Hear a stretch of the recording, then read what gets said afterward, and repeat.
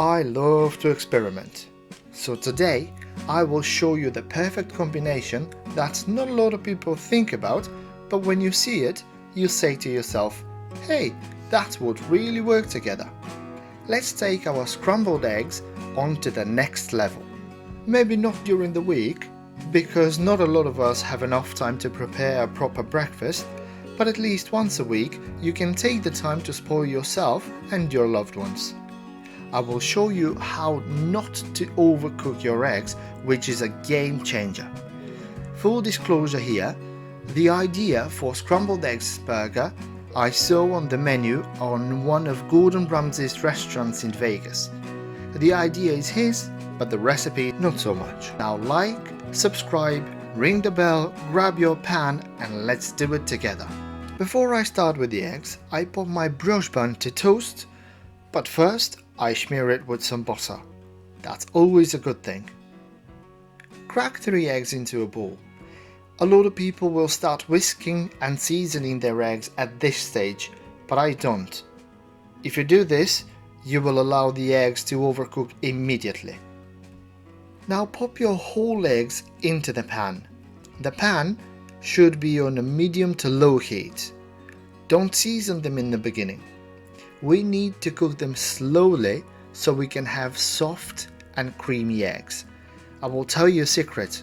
The secret behind creamy scrambled eggs is not cream. It's cooking them slowly. Puncture the yolks and start working them slowly.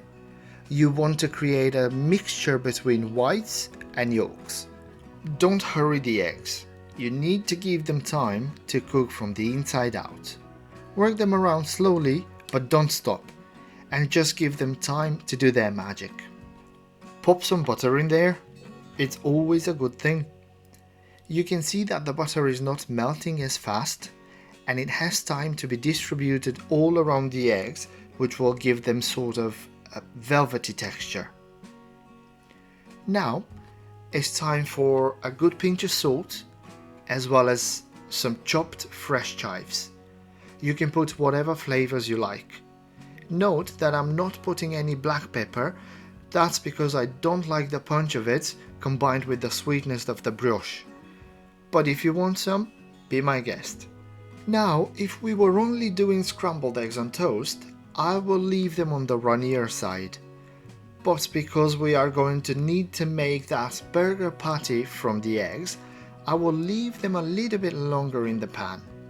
Once you are happy with your consistency, form a patty onto one side of the pan and get a wide enough spatula to grab all of the eggs together so you can pop them on the brioche bun on one go. Serve it on your toasted brioche and enjoy the perfect marriage of flavors. The eggs, the chives, the toasted brioche, the creaminess and decadence of all of it. Enjoy, and I will see you next time.